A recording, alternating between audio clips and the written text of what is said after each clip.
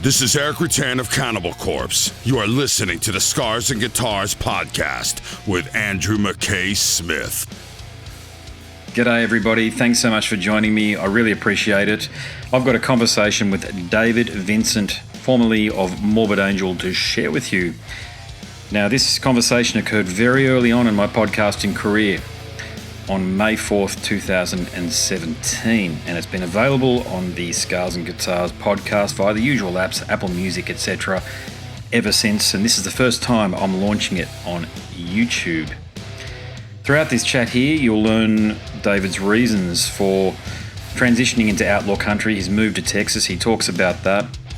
We discuss Genitorturers. I haven't heard him talk about that really anywhere else, and I've listened to a fair few of his interviews, but we dive into that topic there, and of course we discuss Morbid Angel. In particular, I was very keen to learn about his thoughts and opinions on working with former bandmates, and at the time, poor old Richard Brunel was alive, so you'll have to wait and see what he has to say about Richard there.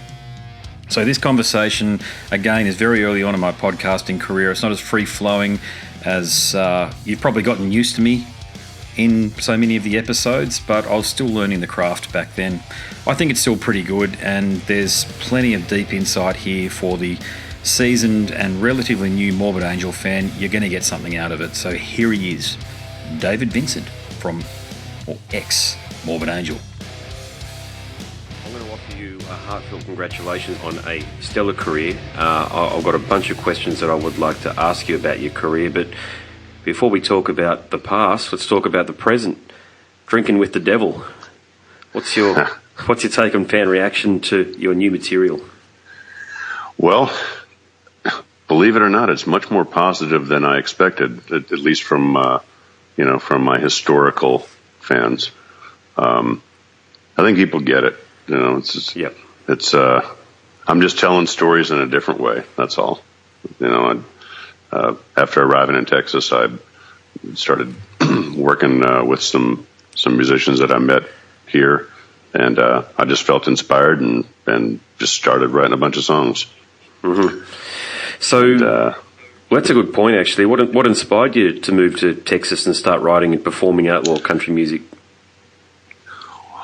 Well, let's just say that I went through a lot of life changes, and this is somewhere that I had, in the back of my mind, always thought, yeah, I really would like to get out that way, and it finally happened, and since it has, I decided that I was just gonna open up and open myself up to some different ideas, and listening to some different stuff, and meeting some different folks, and it's been very fulfilling. Sure, yeah. What country artists inspire you in particular? Is it the cliche there, of course, is Johnny Cash, but I assume it goes. Well, I don't think he's cliched at all. Well, listen, I'll stop you there. I don't think that Johnny Cash is cliched at all. I mean, he is one roots artist who, gosh, I mean, he is crossed into being counted amongst the fans of a very diverse group of genres. Sure, yeah. People who are into metal like him, people that are into country like him, people that are into rock like him, old people, young people, all different walks of life. I mean, he's one of those rare individuals that had a hell of a career. So yes, of course. I mean, I've always liked Johnny Cash. I don't care for some of the new, more, I guess, pop country type stuff. Sure. Yep. That's but I don't know that I like that in any in any genre. I don't really like pop metal. I don't really like pop dance. I don't know. It's just not really my cup of tea. Yeah, but, it's not really music that moves anybody except for shifting units, as they like to say in the record industry. Do you think this is something that is a permanent change for you? Can we expect the country music or the outlaw country music to be a continuous factor in your career? Well, I'm doing 4 things right now. That is one of 4 things that I'm doing. But I just, you know what? I'm at a point where, you know, I've been on this planet for a while, and I've done, you know, I mean, I've been fortunate enough to visit, you know, just about every country that I've wanted to. I've played, you know, shitty small clubs. I've played the biggest festivals in the world. Like, I've done pretty much everything, and now I've decided that I just want to do, you know, just whatever comes to mind, and not really. It doesn't have to have a preconceived notion. So that's a long answer to a short question, but the answer is yes, and that's something. But I keep it separate. I mean, I would never combine, you know, metal and country, because I look at it, you know, entirely differently. Yeah, you know, and obviously the players are, well, I mean, and you know, the people that I make the roots music with they're not metal musicians. I mean, that's just not. They don't live in that world. Yeah, so. Gotcha. Well, let's talk about the metal music for a moment, because you've recently announced the formation and intention to perform Morbid Angel songs underneath a new banner, I Am Morbid. Tell me what the motivation and the decision to perform Morbid Angel songs with new musicians is motivated by. Well, basically, I just hired a couple of guitar players, and this is really fan-driven. Yes. This is after just people coming to me, man, you know, we want to hear you, and, you know, like, you know, we want to hear you sing your songs, and and which I'm not opposed to, but I mean, you know, again, I had to get a few things out of my system before I came back this way, but I'm actually really excited about it. The stuff sounds great, and there's a lot less aggravation. Yeah, no, I can imagine. And Bill Hudson, phenomenal guitar player. Tell me how you both met. Well, I've known him for some time. In fact, when we were auditioning guitar players prior to Destructor coming in the band, Bill actually sent. Like he actually auditioned. It didn't make it to the formal stage. I went out and met him, and I went and saw him play. I didn't think that it was the right time, but he and I became, you know, friends over the years. And phenomenal guitar player is an understatement. He's a very, very good guitar player.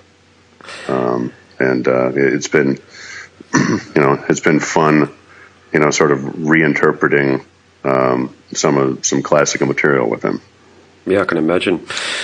And I first heard of Tim Young when I bought a Hate Eternal album back in year 2000, I think it was. And I had the pleasure of seeing you both perform in Morbid Angel in the Hi-Fi in Brisbane in 2014, which was a phenomenal show, by the way.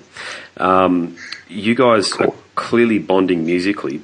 Can you tell me about your partnership with Tim? Well, you know, one thing is you know, as a bass player, you know, your drummer is your best friend. Mm-hmm. Yep. We really hit it off. I mean, you know, and have maintained a friendship within the band and outside of the band. We share a lot of the same interests, and we've kept in touch through thick and through thin. And I really like him. I mean, he's a gem to play with. Again, an incredibly talented musician. He's capable of doing anything that you throw at him and doing it well. Yeah. So it felt, you know, when we had our initial rehearsals and just everything, it was almost like just picking back up. It's like, wow, yeah. He's like, yeah, you know, I've kind of missed this too. And I'm like, all right, well, good. So, you know, it all, you know, the stars aligned. You mentioned something there which I'm a musician as well. I'm a bass player and a guitarist, but I'm a bass player first and foremost. And your bass playing is something that rarely gets mentioned, yet you can actually play it rather well. I remember in the Brisbane show, you actually started to do some thumb bass for a moment. I don't know whether you remember that, but you started to do some slap and pop Larry Graham stuff for about 3 seconds, and I wished you'd kept on going with it. That's that's not really my forte. Sometimes if I'm just messing around, but I mean I can't. I don't have that vibe, and there's certainly people out there that would always do that much better than I could. But I enjoy bass as an instrument. I mean I have a low voice, so I hear low. I'm just a low end kind of guy, Yeah. Who were? Tell me a bit more about your inspirations on the bass guitar, though, because as you say, you've selected the instrument as your choice, given the timbre of your voice. But did anybody inspire you to play the bass in particular?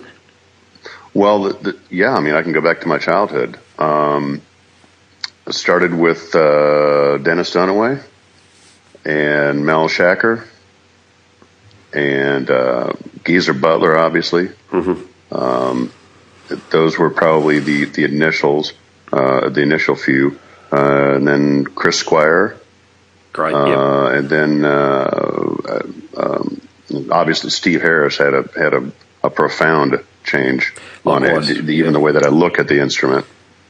So I mean, just good 70s stuff, and then back when you could actually listen to a record and bass wasn't just a shadow of the guitar, and when that's one thing about metal, and it's kind of gotten there. Either you overplay it, or you, in order to when you have a riff centric band that plays material like the Morbid material. Yep. Oftentimes there's not much room to really hot rod, as you will. Yeah. Just stick with the drums, and obviously, when you have a series of chromatic passing tones, there's not much room in there to do, a walk per se. Yeah, for sure. Yeah. So. Yeah, no, good answer. And it's. I don't think I've ever really read you commenting on your bass player, so thanks for sharing that. Bass playing, so thanks for sharing that. Yeah. You are an originator of both death metal and grindcore. So, what's your own take on your contribution to the extreme metal genre, given the reverence by fans and critics for both Morbid Angel and Terrorizer? Well,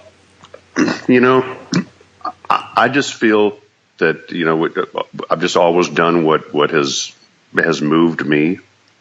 When we were first starting out in the early days of Morbid Angel, there wasn't sort of something to look to and be like, well, we want to sound like this.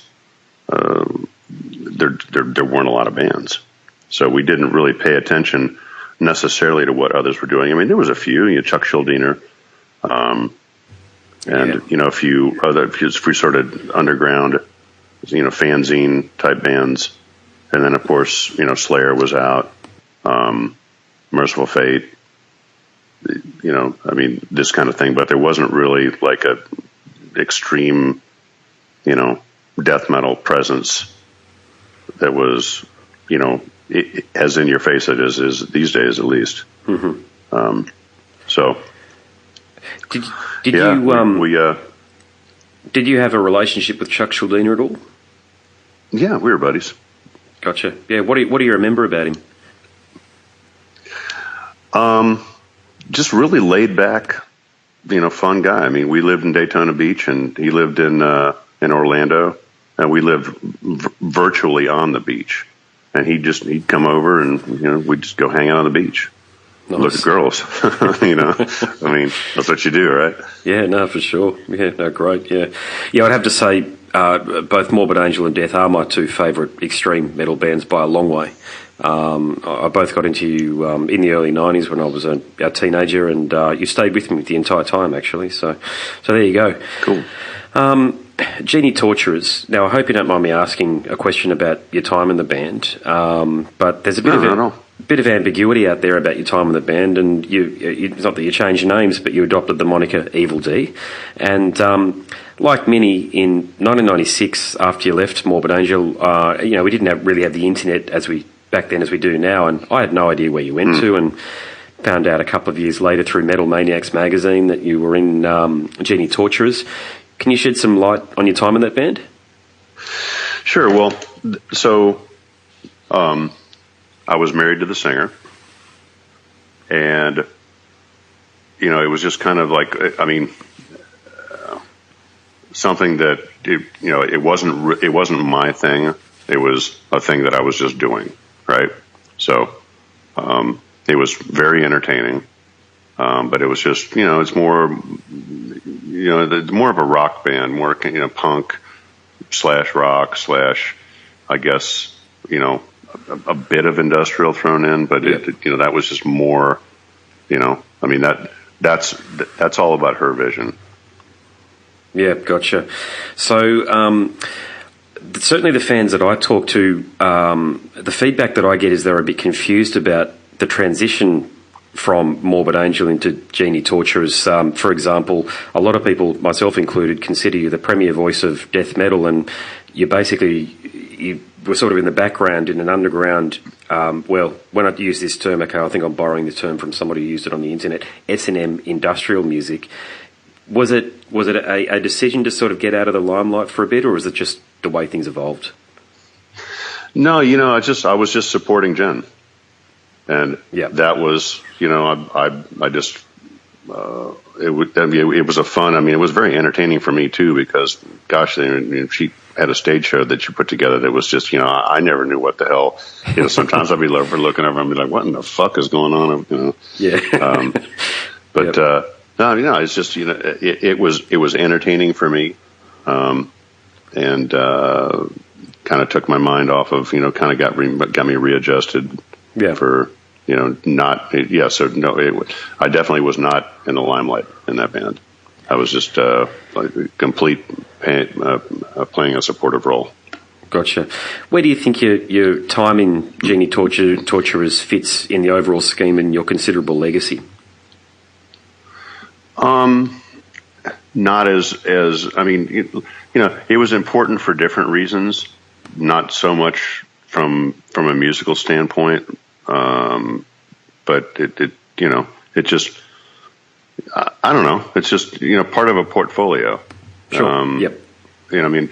Some of it was more enjoyable than others. But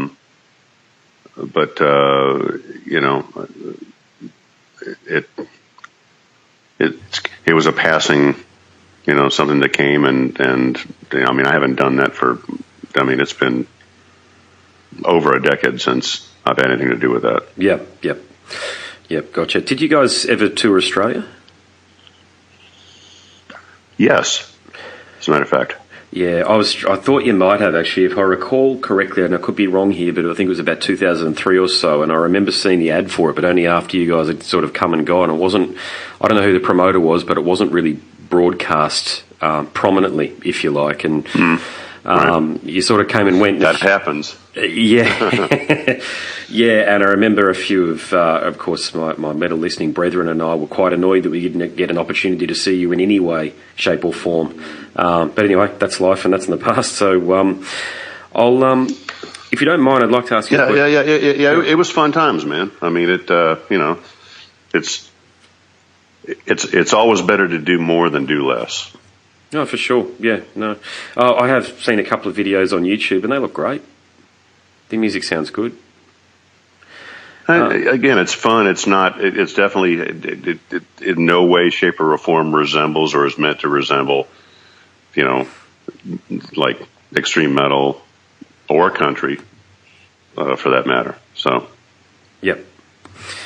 Okay, going to talk about Morbid Angel again, if that's okay, and somebody that you were in the band with for a number of years. Pete Sandoval. Tell me about your relationship with Pete. I feel that it's pretty good. I saw him not too long ago, and he's kind of changed directions a little bit, and he's found some ways to get him through. He had some pretty severe physical challenges that really were much worse than I had imagined them being. Yep. He has a personality that sometimes he has the ability to over accentuate things on a regular basis. Mm-hmm. So sometimes you're just like, oh, well, it's just Pete's personality. That's just the way that he talks and stuff. But when he was, saying, yeah, my back is really bothering me. And again, I never dreamed that it was really as bad as it was until I actually saw, his MRI reports. I'm like, God, man, this is really serious. Yeah. And probably should have been addressed much sooner.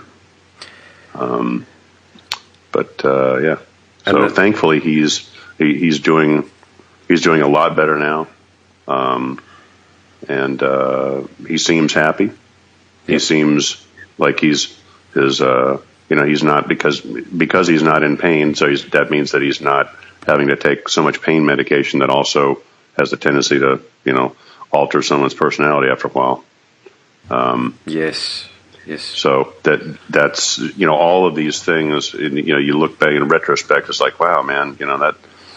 But Pete was and still is really a trooper.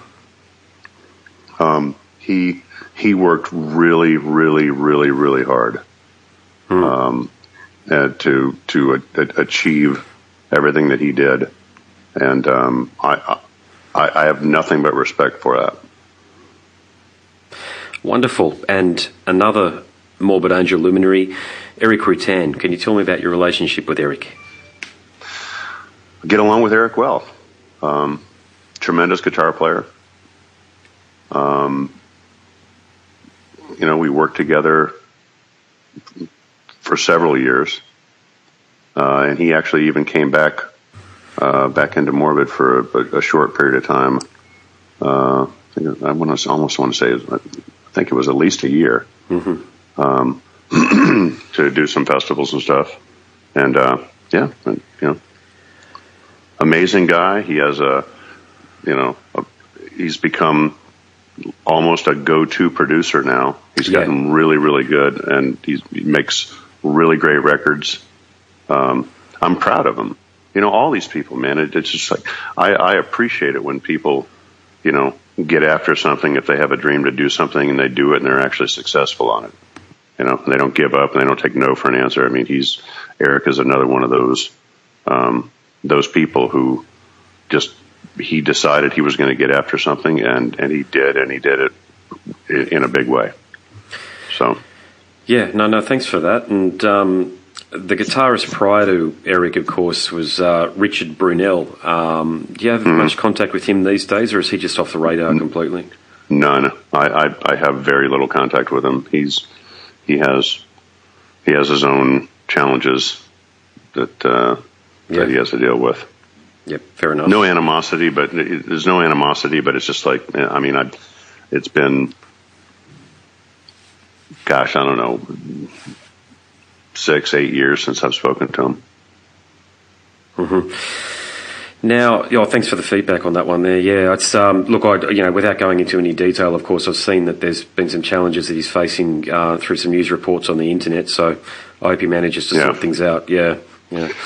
Well, that's just it. That's a pattern. Right. Yep. And it's like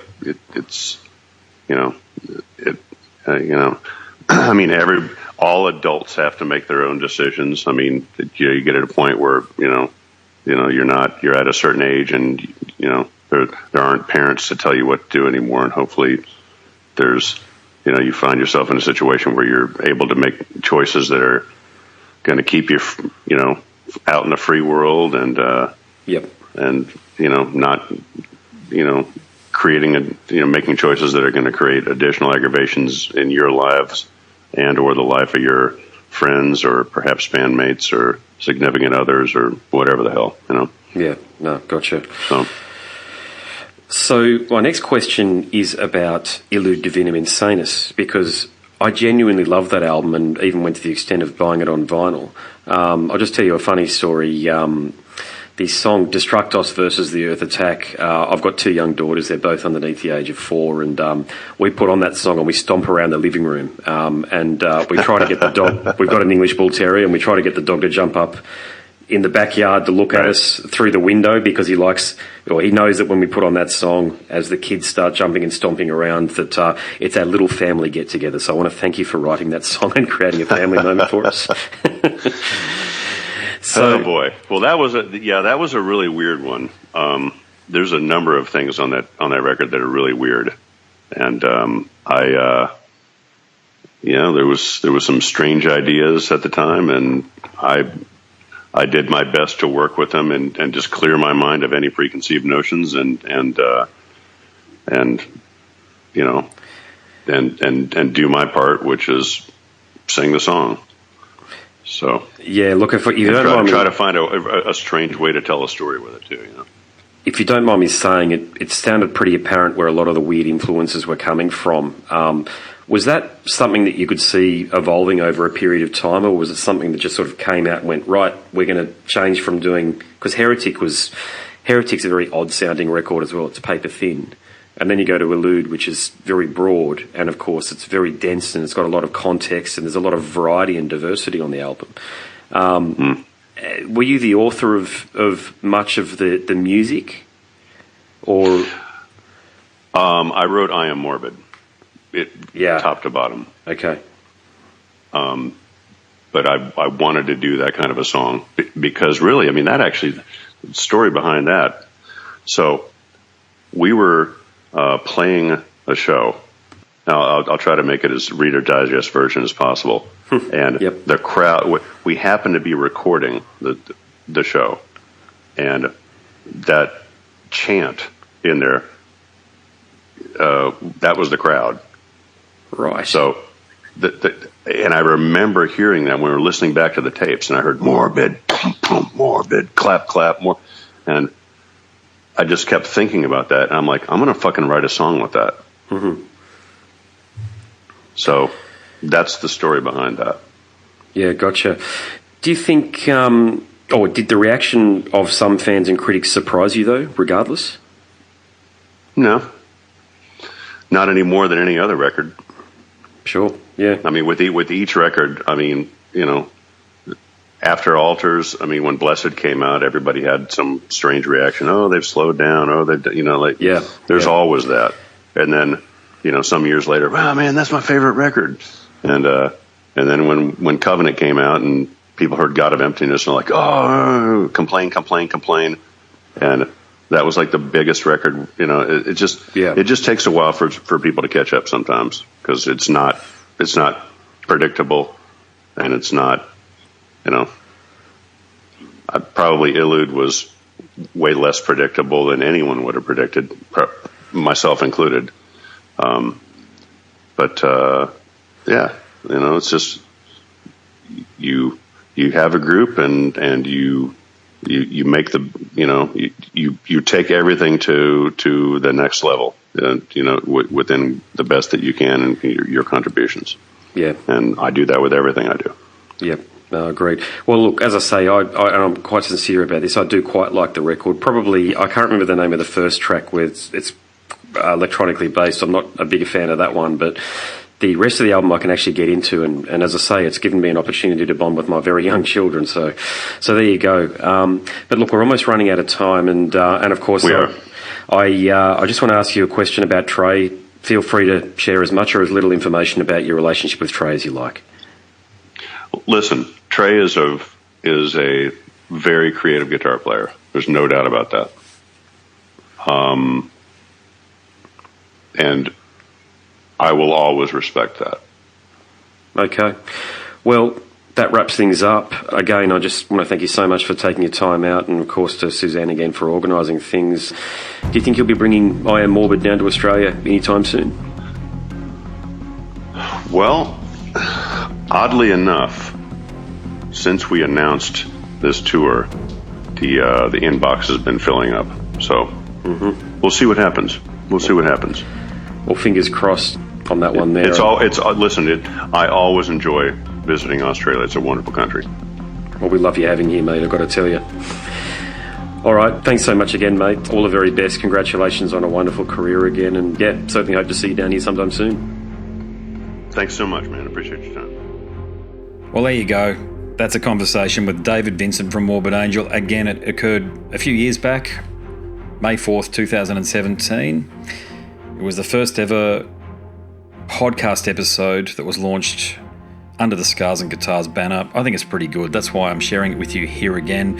I have spoken to other Morbid Angel bandmates, or people who are in Morbid Angel is a better way to describe it, and also Trey from the group's mother.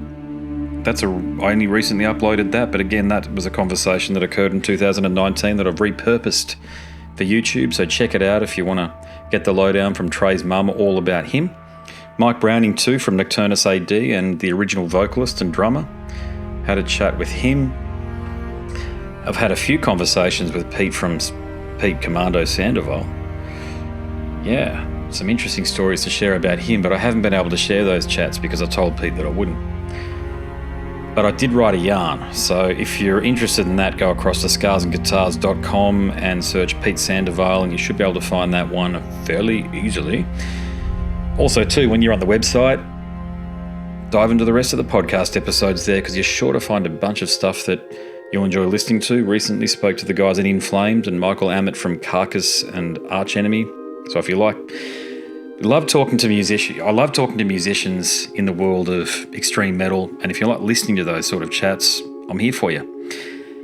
So my name's Andrew Mackay-Smith, and I'm the host of the Scars and Guitars podcast series. I've written a book, and there's some more information to share with you in the moment, but before we get to that, I really appreciate that you've tuned in. Thanks so much for listening, and until next time, it's a very goodbye for now. This is Eric Rattan of Cannibal Corpse. You are listening to the Scars and Guitars podcast with Andrew Mackay-Smith. I've been the host of the Scars and Guitars podcast since 2017. The first musician I interviewed for the show was David Vincent from Morbid Angel, and things have just snowballed from there. In all, I've posted almost 650 podcast episodes featuring conversations with many of the leading lights of rock, heavy metal, and beyond. It just got to a point where I thought, I need to write a book about all this, so that's exactly what I did. In Scars and Guitars Volume 1, you'll read a heap of deep reveals and commentary, such as Des Fafara talking about Coal Chamber and why the band will never return. You know, if you're a band just starting out, you need to hear me. Do not start a band with partners.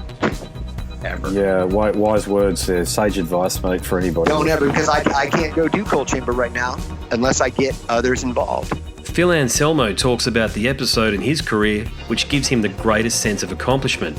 I think the staying power of the fans and the staying power of the songs, you know, whether it's Pantera, Down, or Superjoint, the fans remember the songs. Alex Skolnick from Testament confirms that, yes, playing the guitar in Ozzy's band is anything but an ordinary gig. Will Silent Oz from Dimmu Borgir write a book? Pa from Sabaton gives advice to people who want to start a band. Look at the team around you, look at the bandmates. If the guys want to be on the stage, then it's all cool. If the guys want to be backstage, then it's not going to be cool. Current and former members of Cradle of Filth discuss the band's seminal 90s material. Read about the reaction to George Lynch and Mark from Suicide Silence's comments when they throw shade at then President Donald Trump. We have this idiotic monster, you know, this egotistical, self-aggrandizing, complete piece of shit in there. I just can't understand how we've gotten to this place. And yeah, we kicked a hornet's nest with Sepultura. Percussive overlord Gene Hoglan talks about recording with Chuck Schuldiner. Chuck was always, he was very, very open-minded, and he was into having his musicians that were playing with him just reach out for the best stuff that they had. Phil Campbell from Motorhead discusses what it takes to get sober. John Five answers his critics who dismiss his tenure with Marilyn Manson. My name is John Five, and Manson gave me that name, and I had some of the best years of my life in that band and learned a lot. And we get the lowdown on Treyarch Zagtoth from those who would know, including his mother. All across Scars and Guitars Volume 1, there are moments of tension, relief, tragedy, exhilaration, and throughout it all, you'll obtain insight that I believe no one else has managed to obtain from many of your favourite artists. So treat yourself. Scars and Guitars Volume 1 is currently available as an ebook with a print edition on the horizon. Follow the links attached and download a sample. I'm sure you'll be compelled to read the whole book.